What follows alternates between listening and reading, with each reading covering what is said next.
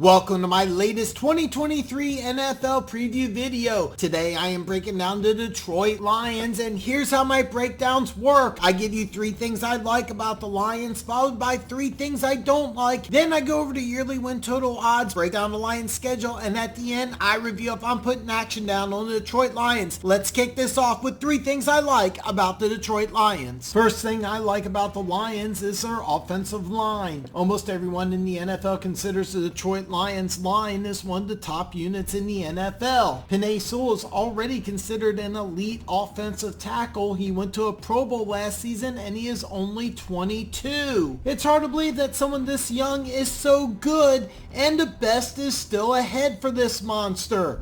The second thing I like about the Detroit Lions was their draft. I blasted the Lions on my live stream when they reached in round 1, but they added speed and versatility in Gibbs, and Campbell is probably going to start day 1 in a position they needed the most help in. Days 2 and 3 could end up being special. Laporta may start day 1 at tight end, and Branch was universally considered a first-round talent. He will help immediately in the secondary even if he doesn't start. Third round pick Broderick Martin will play this season and might end up as a starter on the defensive line, but Hendon Hooker might end up making this draft one for the ages. Since Hooker was picked in the 3rd round, there's no need to rush him back from injury, and there is no pressure to be the savior of the franchise. All he needs to do is learn and get healthy. But Hooker is a monster talent, and even if he never plays, this draft could end up with 4 or 5 starters. But if Hooker ends up as the Lions starting quarterback in 2024 or in 2025, Lions fans might remember as this being one of the greatest Lions drafts of all time. The third thing I like about the Lions is the free agent acquisitions in the secondary. You get 2 new starting corners in Cameron Sutton and Emmanuel Mosley. Then you get C.J. Gardner-Johnson on a 1-year deal. I thought this might be one of the best free agent signings this season. This is someone who I thought was going to break the bank. Just to put this in perspective, Juan Thornhill signed a 3-year, $21 million deal in Cleveland. The Lions get a much better player at only $6.5 million this year.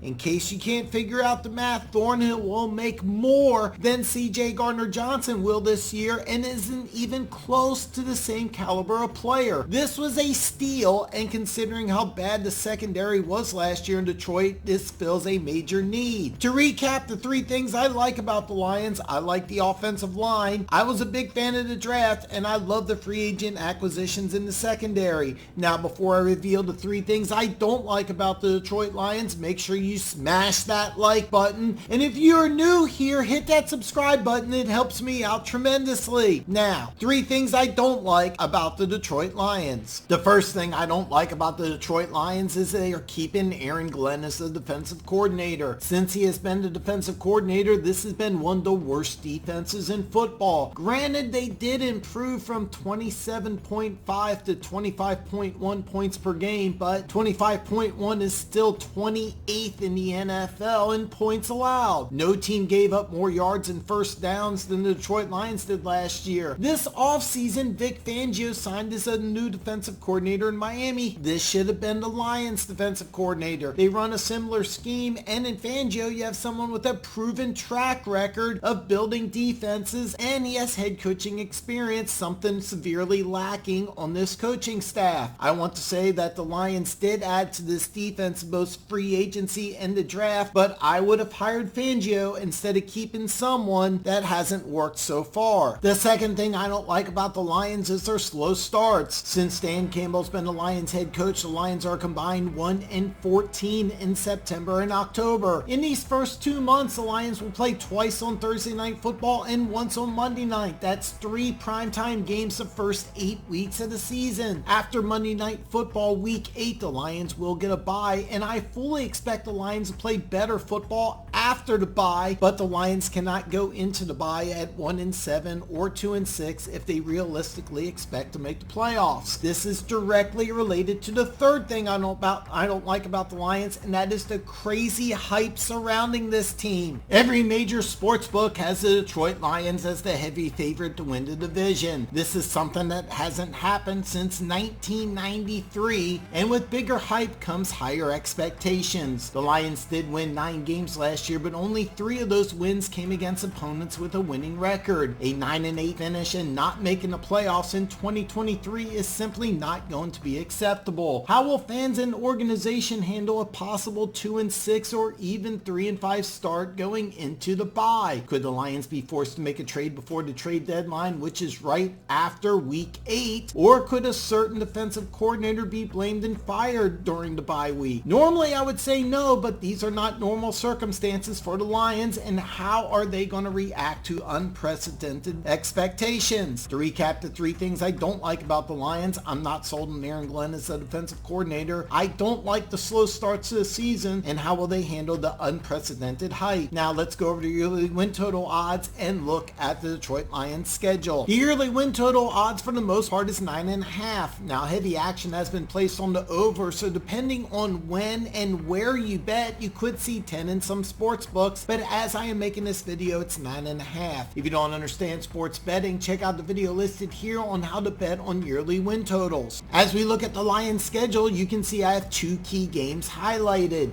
Week 8 is a Monday night game against the Raiders, and you may wonder why an AFC opponent is so important. Well, it's a combination of things. This game is the day right before the trade deadline, and you could see a move right after this game. I also see this as a very important must-win for the Lions, as you really need to enter the bye week at least 500 or better. Anything less than 500 and you're probably in trouble. The last game of the season is against Minnesota at home, and as a football fan, I would love nothing more than to see the NFC North won week 18 in Detroit. You may also notice you don't play Minnesota until week 16, which I think is kind of fun. The highlighted games are must-win home games. The 2 sections circled are sections where I think the Lions need 3 wins. Weeks 2 through 5, you have 3 home games plus a Thursday night game in Lambeau. Green Bay is a revenge game for the Packers, but the other 3 home games are winnable. If you can win 3 there, plus you win against the Raiders on Monday Night Football, you are at least 4-4. I also have circled weeks 11 through 15. You have 3 home games plus a winnable road game at Chicago. The Lions must get at least 3 wins here as well. The other opponents not circled were playoff teams from 2022. The Lions only had 3 wins against winning opponents last season, so out of those 6 games remaining, I think 2-4 is a realistic expectation. This would give you 10 wins, and if you bet the over, you would collect. If you're playing Madden, this is easily a 10 to 12 win team. Listed here is Caesar Sportsbook, and they have the over at -135, but the under is a fantastic number at +115. That would be my play. I actually would try to find a sports book where I can get under 10 wins, and barring injuries, you may be able to find it close to the beginning of the season. I think Lions fans are going to be disappointed when the Lions win about 8 or 9 games this year. Now, Tampa Bay did go to the playoffs last year with an 8-win team, and despite not getting double-digit wins this year, Detroit could still go to the playoffs. Tomorrow, I break down another NFC North team in the Green Bay Packers, and check out the preview for your favorite team listed on the playlist here, and I will see you tomorrow.